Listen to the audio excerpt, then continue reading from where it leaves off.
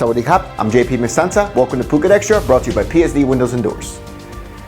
While all businesses, activities, and schools can resume on July 1st, today officials in Bangkok announced their support for extending the state of emergency in Thailand until the end of July, but a final decision is expected to come tomorrow. After the daily COVID-19 briefing in Bangkok today, National Security Council Secretary General Somsak said defense officials are voicing their support in extending the emergency decree amid concerns of a potential second wave of COVID-19 infections, especially if international travel is set to resume. The Prime Minister issued the emergency decree back on March 26 to stem the spread of the coronavirus, and it gives sweeping powers to the government to impose curfews, shutdowns, and other measures that they say would otherwise take time to implement, and it also shields the government from a legal standpoint. Still, officials are being criticized for using the emergency decree to stifle dissent, interfere with public protests, and curb other freedoms. At the moment, the emergency decree is set to expire on June 30th, and tomorrow, Friday, June 26th, is when the Prime Minister is expected to chair a crucial meeting, and after, it's expected that he'll announce an extension or the potential expiration of the decree. The emergency decree was meant to stem the spread of the coronavirus, and cases have been dwindling. It's been about a month since local transmissions have been found here in the kingdom. Meanwhile, one new coronavirus case in Thailand today. It's another Thai national returning from abroad, as the total now reaches 3,158 for the country.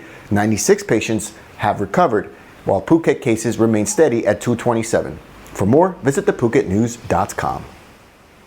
A video released by a UK-based animal rights group making the rounds online, and has footage of distressed baby elephants being abused at a camp here in Thailand to get them to understand basic commands, and the group are calling for an end to the practice.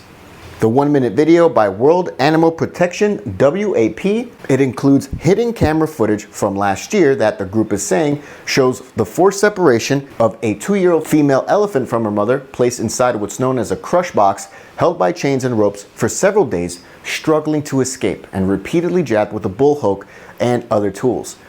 Elephant trainers, or mahouts, are known in Thailand to use a long rod with a sharpened metal tip known as a bull hook to quote unquote train the elephants via abuse. At the moment, the coronavirus pandemic has halted all tourism activities, and many across the country have been fearing for the welfare of the about 3,000 domesticated elephants in Thailand's tourism sector, as owners lack the financial means to continue feeding many of the elephants.